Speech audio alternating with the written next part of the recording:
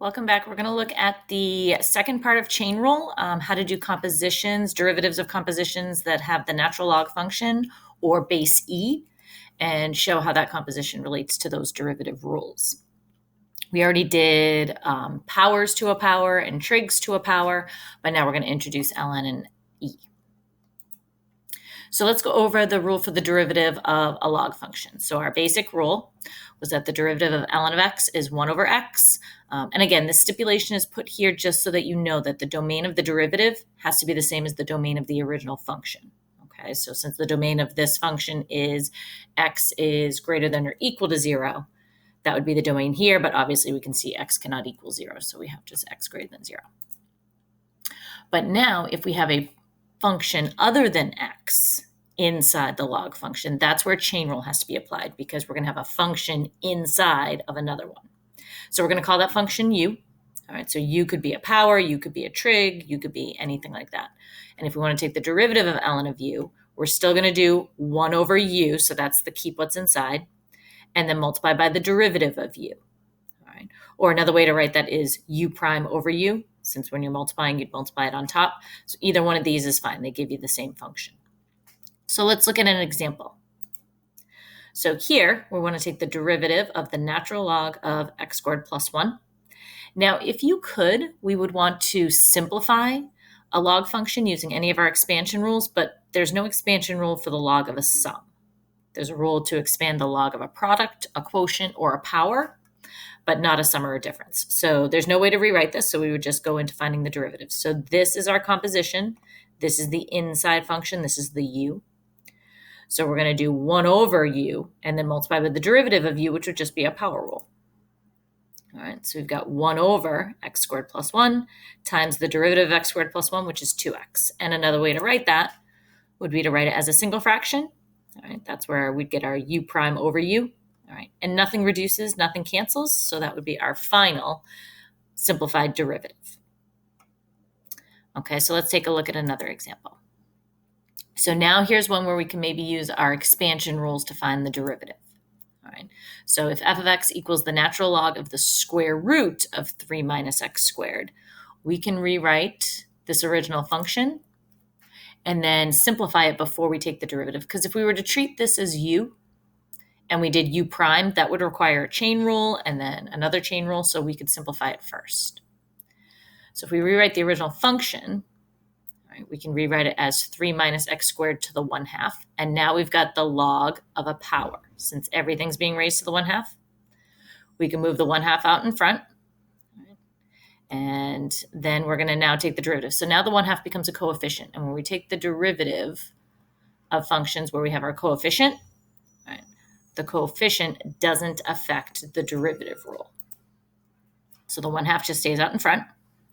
And now we do our 1 over u. So 1 over 3 minus x squared times the derivative of u, so the derivative of the inside is our power rule, and we get negative 2x. So we can simplify this whole thing by multiplying everything together. The negative 2 divided by 2, that will reduce to be negative 1, and the x will go on top. So we end up with our final derivative, and again, notice how everything is labeled. We don't want to just have expressions that aren't labeled. Our originals were labeled f of x, where here our derivative is labeled f prime of x. And this is as simplified as it gets. You're not allowed to reduce anything, so that would be our final simplified derivative. All right, let's look at one more example with natural logs. So now we've got the log. We want to find the derivative of the ln of 5x squared, and now we've got a product and a power.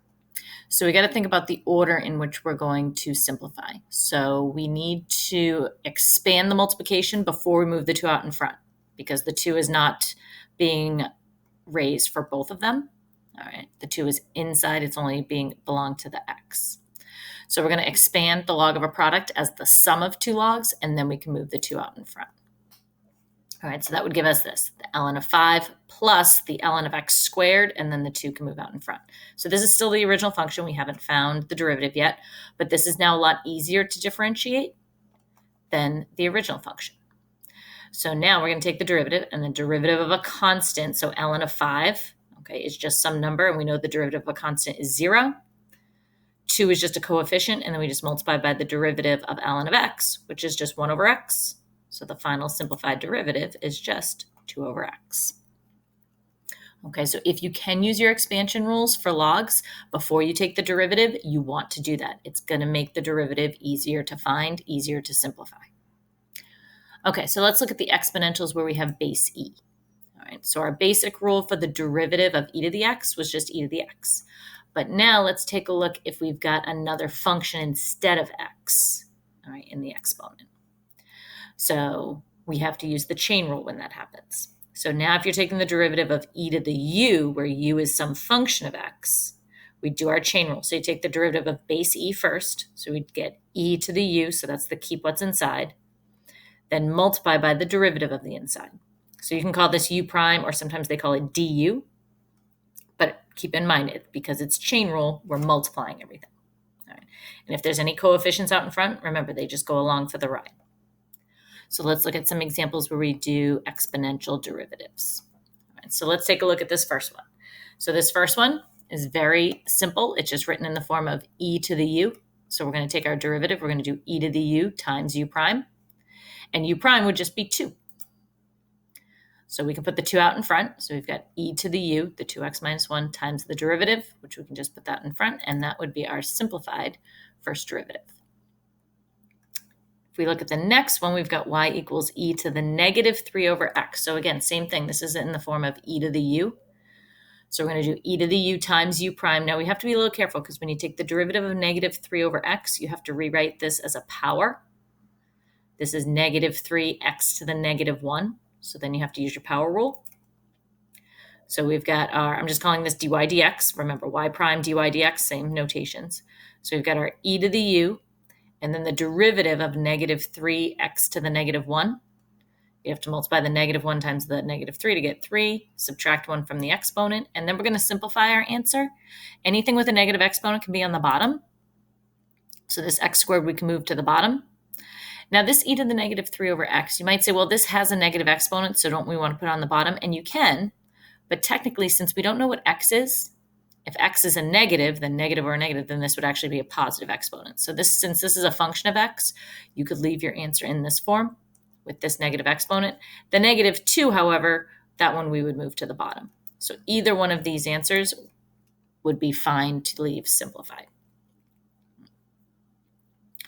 Okay, so let's take now a look at the application problem. So this says find the point or points where the function has a horizontal tangent line. So remember, this means that the derivative would have to equal 0.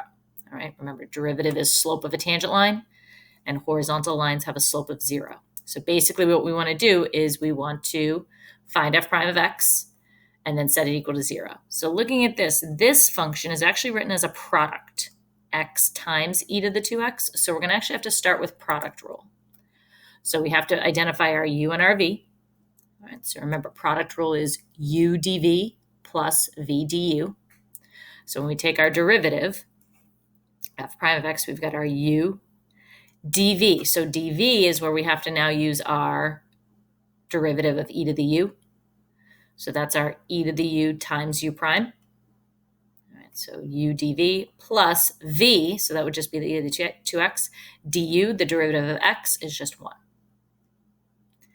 And now we want to set this equal to 0. So a good way to find zeros is to factor. So looking at this expression, we could factor out an e to the 2x from both terms.